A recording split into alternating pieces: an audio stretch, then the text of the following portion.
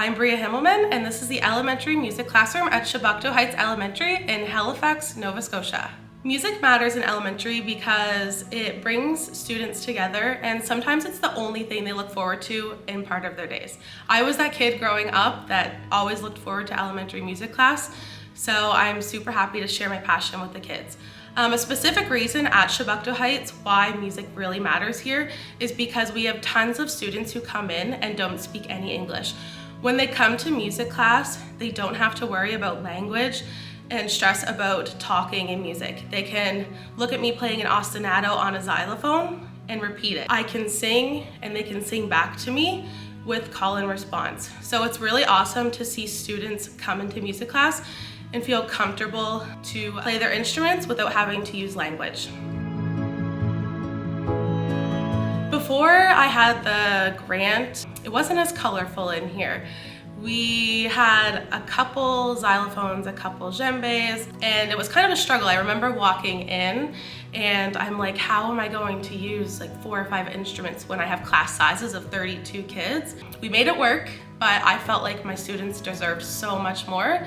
So getting the grant has just made my room so much more diverse, inclusive, and just, it's more colorful now.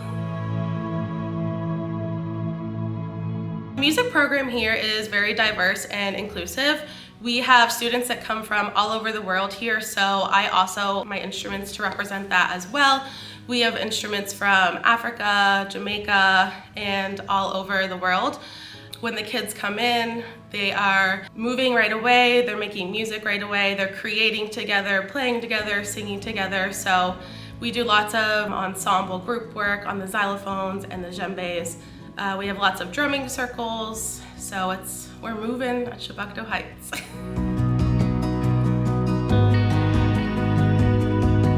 If I had a magic wand, there are 2 things that really pop into my head.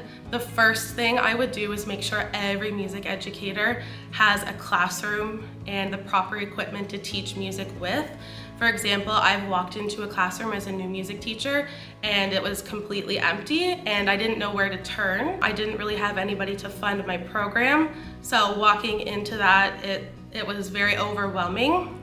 And everywhere I kind of turned to get funding, I didn't really get any answers. So MusiCounts provided the funding for me and it has been life-changing. The second thing I would really love to provide is more funding and bursaries for extracurriculars for students. For example, in Canada, if you want to play a sport, you can turn to Kids Sport and get a donation to help provide the money to play basketball or soccer or hockey. But when I have parents asking me, oh, my child wants to do piano lessons or voice lessons, they don't really have anywhere to turn for funding to do extracurricular music, so I would also love to see more funding for that.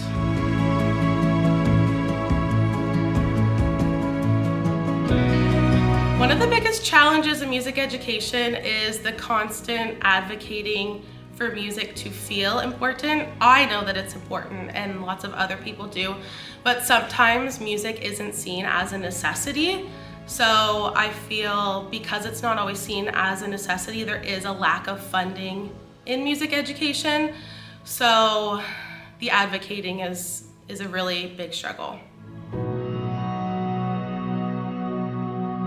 I think the biggest opportunity is just the fact that we have music classes in school. We start training young musicians at the age of 4 and 5.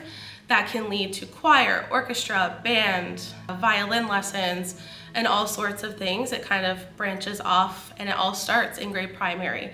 So I just think training these young musicians, giving them the fundamental necessities, and it can branch off into a career.